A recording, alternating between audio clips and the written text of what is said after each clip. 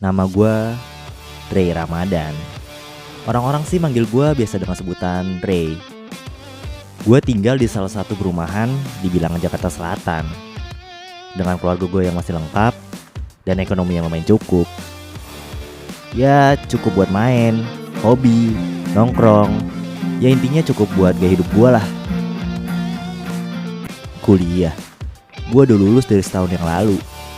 Dan sekarang ini gue cuma sibuk sama dunia musik gue aja. Dari dulu gue orangnya gampang bergaul. Terus lingkungan sekitar gue yang membentuk gue sampai sekarang ini. Ya gaya hidup dan pola pikir dan lingkungan yang bebas lah. Dan ditambah lagi orang-orangnya gampang berbaur. Cocok banget buat gue yang gampang adaptasi. Tapi ada satu lingkungan yang belum gue mengerti sampai saat ini, yaitu lingkungan orang-orang yang taat agama.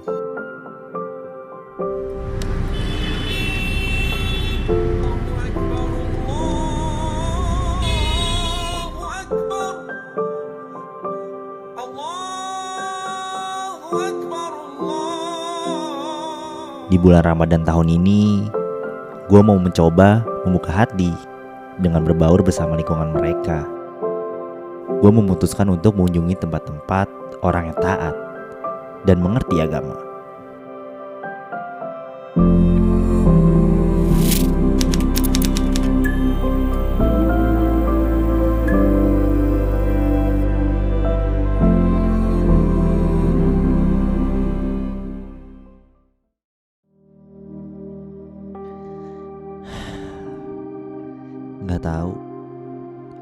Nggak tahu kemana kaki ini mau melangkah. Jadi gue ikutin aja kemauannya. Tiba-tiba langkah ini terhenti di depan sebuah bangunan putih yang terpatri tulisan Arab di temboknya. Gue pun gak ngerti tulisannya apa. Yang gue tahu cuma tulisan Rumah Tahfiz. Apa mungkin di dalam sana ada hal yang gue cari saat ini? Bang. Bang. Abangnya lagi ngapain ya? Enggak bang, kebetulan gue lagi jalan nih. Lewat sini terus ada Tahfiz. Ini tempat apaan sih Tahfiz bang? Oh iya, ini tuh Rumah Tahfiz Tajul Karomah yang sekarang udah jadi yayasan nih. Nah ini tuh isinya para penghafal Al-Quran. Abangnya mau jadi penghafal Al-Quran? Aduh, bukan maksud gitu sih bang. Cuma kan tadi gue lewat sini terus langkah gue tiba-tiba terhenti. Ngomong-ngomong ntar dulu kenalin dulu. Gue Ray. Abangnya siapa nih? Firman. Abangnya siapa? Tapi kebetulan nih bang, gue lagi pengen belajar agama. Bisa gak sih belajar di sini bang? Oke, belajar agama. Tapi bingung nggak mulai dari mana? Bingung, mungkin ibadahnya dulu kali ya. Oh hal ibadah. Kalau hal ibadah berarti abangnya juga harus mempelajari tentang berwudu. Abangnya mau? Atau abangnya udah bisa? Udah lupa sih bang. Udah lupa? Yuk kita langsung ke atas aja. Boleh, kita bang? belajar. Boleh dong. Ayo boleh deh bang. Yuk.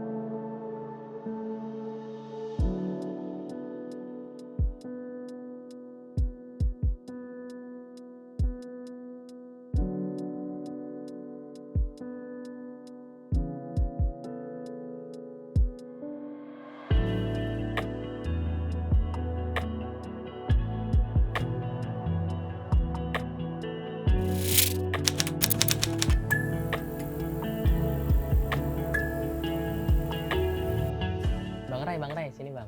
Wah iya bang. Aduh. Udah wudhu seger juga ya bang ya? Seger dong Bang Ray. Gimana Bang Ray udah hafal belum urutannya? Wah insya Allah hafal bang. Insya Allah hafal ya. Tinggal dibiasain aja. Bener bang. Tapi tadi dulu bang. Tapi kenapa sih kita harus wudhu dulu sebelum sholat gitu? Oke. Berwudu nih. Hah? Kalau kita ngomongin soal berwudu dalam kajian keislaman nih, itu namanya toharoh nih.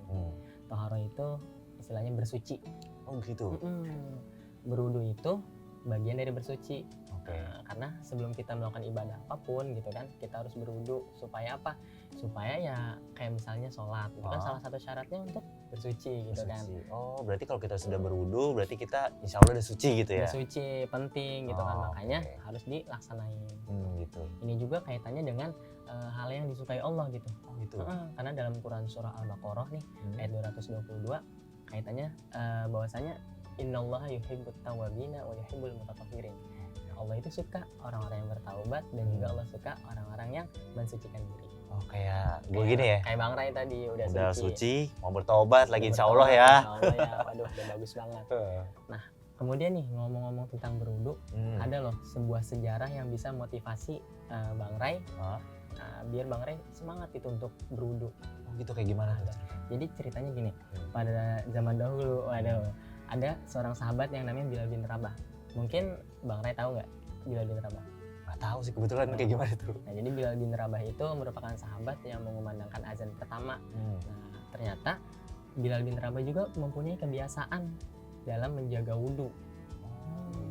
Berarti harus dijaga terus, maksudnya gimana? Betul, dijaga terus itu berarti ketika batal itu dia wudhu lagi. Nah, dalam menjaga wudhu ini ternyata pada saat itu Rasulullah pernah mendengarkan suara sendalnya Bilal bin Rabah di surga. Bayangin coba, orangnya masih di dunia, sendalnya udah kedengeran di surga. Sampai di surga gitu Sampai ya? di surga. Kalau sebentar Bang, tadi kan sempat bahas batal Betul. wudhu. Nah itu emang apa aja sih yang membatalkan wudhu? Yang paling familiar nih, misalkan siapa namanya Bang Rai. Ya. Bang Rai kan abis wudhu kentut. Oh Abis iya, itu nggak kentut, boleh. batal dong. Oh Nah, batal. terus wudhu lagi. Ah. Nah itu yang dijaga sama Bilal bin Rabah. Oh maksudnya begitu. Berarti kalau kita habis wudhu mau sholat tiba-tiba kentut, harus ulang lagi wudhu Ulang lagi. dong. Oke. Harus wudhu kembali supaya suci kembali gitu. Oke, berarti terus kalau misalkan kan wudhu kan tadi ada banyak bagian-bagiannya tuh ya, dari tangan sampai kepala sampai kaki gitu. Nah itu maknanya apa aja tuh? Nah oke, mungkin berwudhu yang kita ketahui kan hanya sekedar zohiriyah ya. Zohiriyah tuh hal yang kelihatan kayak cuma pakai air. Sebenarnya nih kalau orang-orang di luar sana yang mungkin ngelihatnya apa sih wudhu gitu kayak cuman kayak gini doang. Nah, ternyata makna di balik itu ini kaitannya juga dengan keutamaan berwudhu ya. Itu berwudhu kita bisa menggugurkan dosa kita. Misalnya tadi kayak kumur-kumur gitu kan. Kayak kumur-kumur itu dalam hadis juga ada. Misalnya orang ini sebelum berwudhu melakukan sebuah dosa dari mulut. Kayak ngomongin orang gitu. Nah, kemudian berwudhu, ya insya Allah itu gugur dosa dari ngomongin orang tadi. Wah gitu ya. Terus kalau misalkan ini kan saya kan tatoan nih Bang ya, itu sah nggak sih sebenarnya? Kayak gini nih, gimana ya kalau misalnya tatoan untuk berwudhu, untuk sholat, gimana ya kalau untuk diterima atau enggak ya suatu amal gitu. Jangankan untuk abang yang tatoan, mungkin saya yang nggak tatoan juga, saya belum tentu yakin sholat saya diterima atau enggak. Tapi abang udah bagus banget nih, udah keren banget, udah ikhtiar, udah berusaha untuk mendekatkan diri kepada Allah. Salah satu dengan bersolat taubat. Sholat taubat. Sholat taubat kayak gimana? Apaan tuh sholat taubat? Sholat taubat ya, gini. Kalau sholat taubat itu kan sholat yang dilakukan ketika abang ngerasa udah banyak dosa nih, abang pengen kembali lagi gitu Iya kan. benar. Nah itu dilakukannya sholat sunnah taubat. Apalagi di bulan Ramadan sekarang nih ya kan. Oh iya. Wah banyak ganjaran-ganjaran pahala nih kalau misalkan abang melakukan suatu kebaikan gitu. Jadi tidak ada kata terlambat untuk bertaubat gitu. Saya jadi pengen sholat taubat. Pengen sholat taubat nih. Iya. Ya, Tapi ajarin dong. harus nih. Harus saya ajarin banget nih. Mau Mau banget nih ya. Pernah sholat taubat. Pengen nih ya. Gimana? Biar bisa abang kembali lagi ke Allah nih ya. Iya benar. Oke, Kita sholat taubat belajar aja. bareng ya. Yaudah. Oke, Ayo. sana yuk.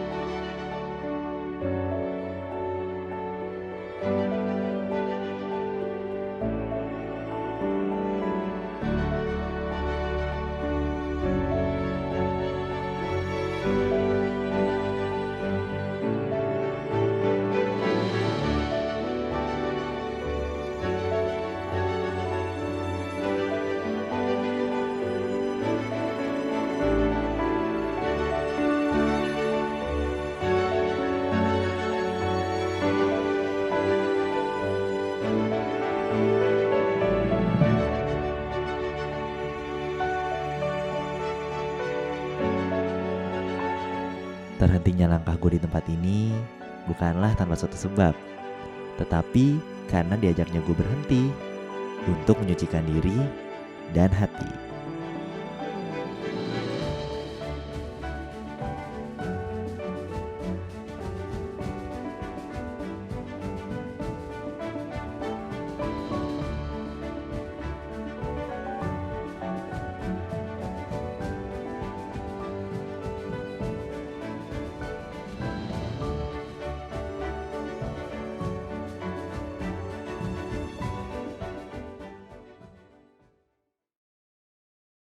Selama ini gue belum berani namanya sholat wajib, soalnya ya gue belum pede aja gitu. Makanya gue sholat tobat terus.